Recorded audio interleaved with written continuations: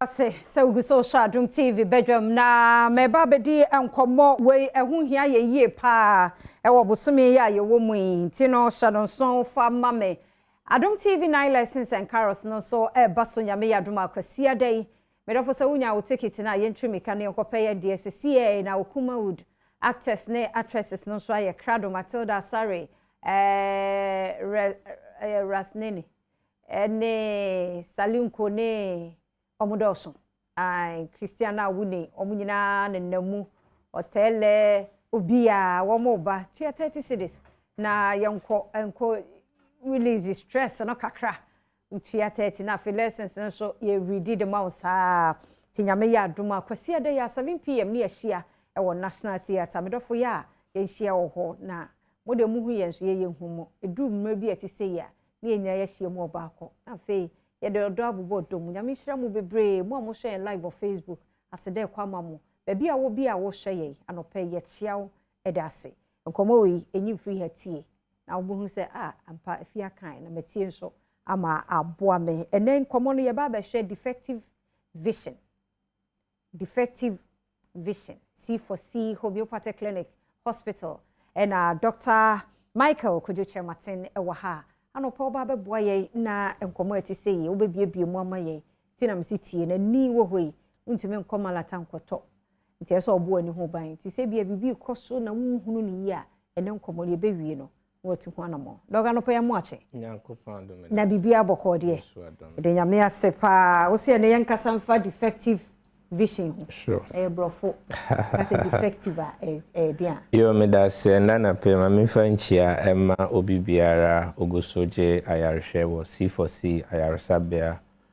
mo amohwe wo Holland asase so Germany abonten so UK Milton Keynes nyame Adom so se na mekan yenya baby ewo MK so enche ye baby UK branch na no Ghana haso ina na ye de nchia mamo esikumo dobembra kwa Mensemia district so me de nchia ema mo especially Joel Foley me social media ma betra he na chese ono so otwagumo ano no yeah no crasem ne sie ka se defective vision first of all no vision age na ho ema enisuade hunu ana se yeah enisuade hunu oman bia we enisuade hunu ekuwa hodo bia we enisuade hunu ntina chese no na ekire bebi a wokọ ewo abrabo ne mu enti enya tochima e mean say woni suade hunu no be cut short untumi enko biom na vision ejina homa onifreni na brabo mu nyinia ni bibia no eye ne poma no na ekire ne say bia gata bi wa ha amna bi wa ha bribi wa ha okwa ode bepem aside the poma no say nipa bi amwa na neni da so nyina no akate short na uba nipadua ni mu a ne ekura nipadua na nkasa no ohema eye yenua aya meta ebompa ye previous kase se medi dem ewo abrabom in everything na se bia ye betwa mensa ye betwa menan de enka mepe menan anase mensa dan se meni ebefra because me wo nan na se etwa ba ko twa mienu ana me wonsa na etwa mienu no kra bia metumi atena wheelchair mu still I can come back to the studio na mababe program am pese me ye metumi akọ consulting room say political campaign metumi atena wheelchair mu akọ campaign metumi aye bibia normal edwuma bia me pese me ye bia metumi aye but what happens whereby me ni eni say uni eni a at that state no efia eye dinye na enwua no asem no ejina adwen ene honam akwawa embre bi yedi ho nkomo say pancreas inti say obi ye diabetica otumenya enwua problem na adwen no so nhyehyeye no so anto yie unse enwua no eje kanea ede ko adwen ni mu na ede information ama adwen no na adwen no the signals ede kanea back to eni no ansana me ne wo ye betumi ehu na every average normal human being bia no say ade ne ben wo anase ujina echi na ade no we echiri anase wo hwe nifa ani benkum ni na no say utumi hu ade like a distance of 200 degrees 200 degrees enti say when to me hu afane afa anase eben wo anase emmen wo no na say less than 200 degrees of visual sight then it means vision no atochima intenu na ejira na to say your vision is defected. So when the vision is defected, then it means you start seeing things too red as a blue, white as a black. Now when you saw you wusu to musena enko ye obi ohokro na mokro na blackout they assume to me bring one spec na afede assign article ni na no vision atochima wo nipeduan. So it start from somewhere. Inti senya boko kwa means ni ebeto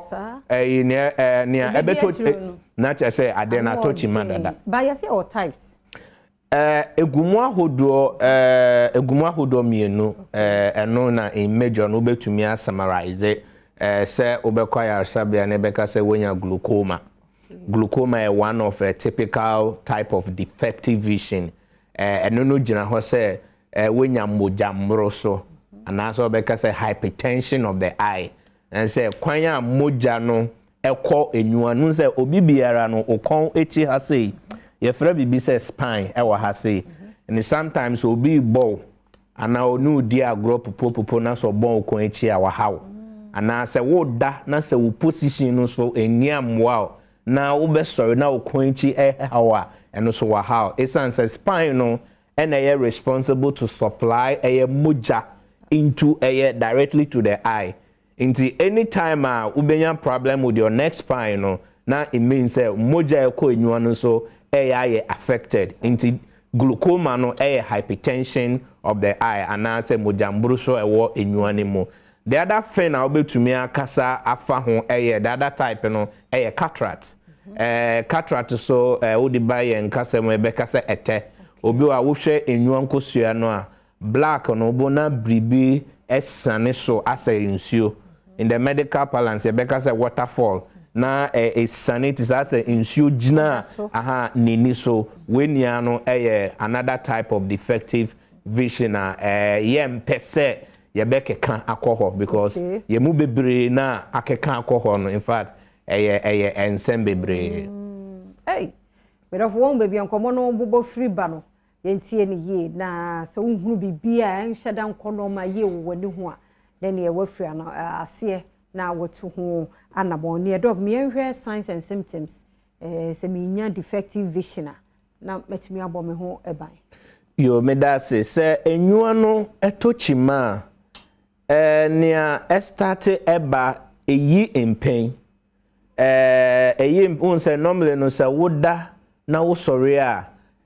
ideally no enka ni say unya that abnormal way any asenchina na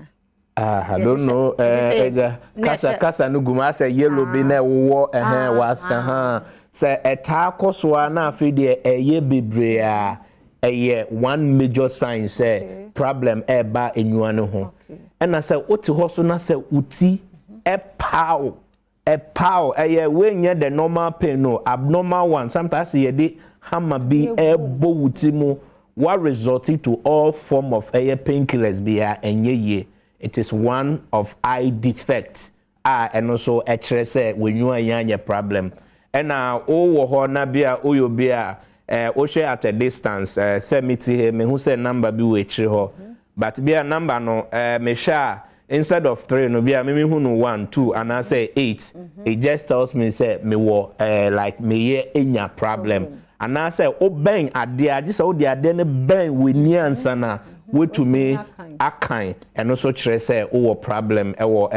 into we ni ano some of the signs and symptoms are obeka we see chire so ekosro and also one of the major sign chere say we enya defective vision because the eye no near surviving no blood and if your blood is full of glucose it means moja na ekọ enwa ne mu no ahonden enimu so definitely no unya sight but what me hu science ye dey na course ye dey this defective vision ba one major course ayebeka defective vision say me studio hey on the light that so shen pa say oye mistake na wo di weni ehwe ne too much na continue ene nkane wo enwa ni ma say process no ebe interact interact on the through bad signal to your memory inte basa na ebe cause problem inte bad light ewo ho ena say wo dem na light no so say e blink especially this disco light this disco light na ye colors wo de wenua reflection ekọ ho bebrea ebe ma bad way ena ye nso a ye use especially ye phone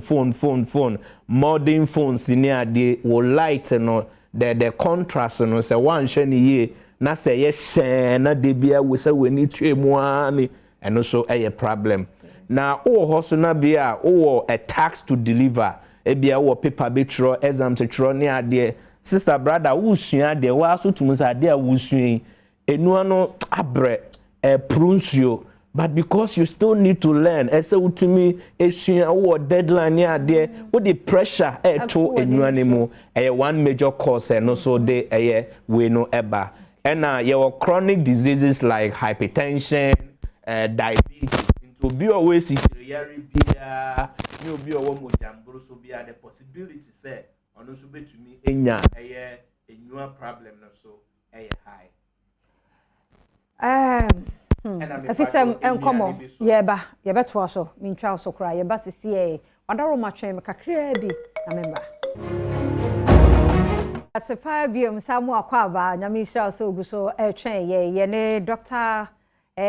Kojecher Martin Michael ene ne brofudi ene edi nkomo C4C homeopathic hospital ye di nkomo afa defective vision ehun yakasa bebre afi no beka yensa unye late kra na ye hwe ene ma hodo a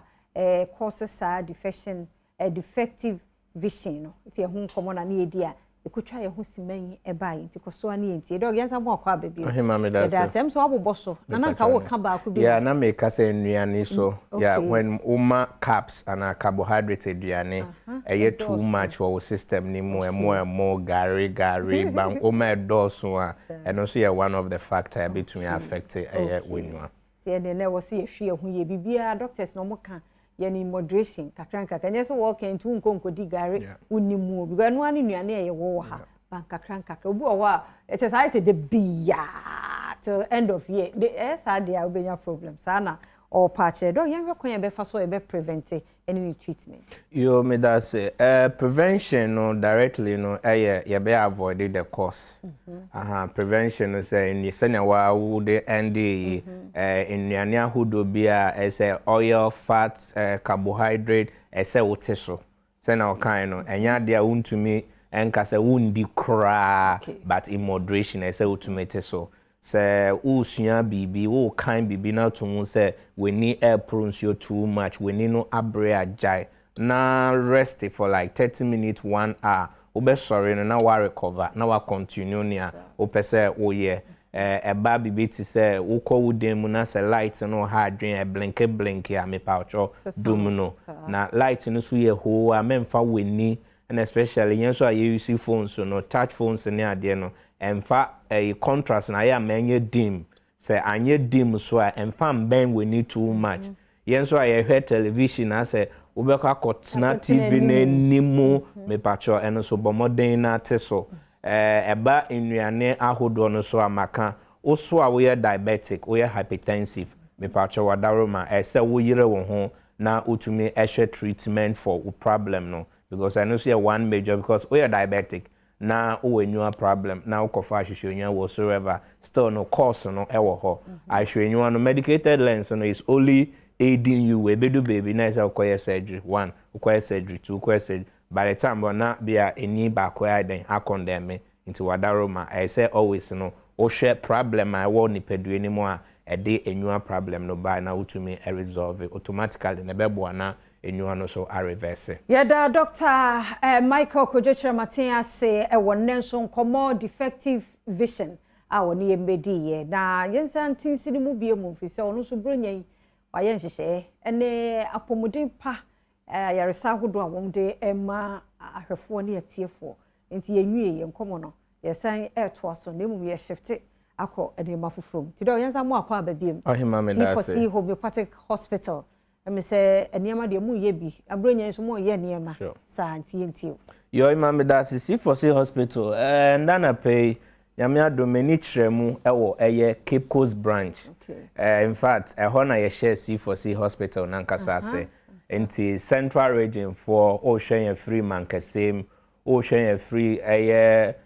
Elmina Ocean Free any part of central region asemfo su anape bomodena bepiemu ewo Green Hill Cape Coast C4C Hospital 7 a.m. menu kase ya share ejuma ase me ankasa nyame ya aduma by 10 a.m. na me so matna ase abeboa Dr. Tahil by 2 p.m. na masore into central region for ina emra Cape Coast and anape na Christmas promotional package na ya hihye no onsa ebetumi akan wo de western region elembele mankind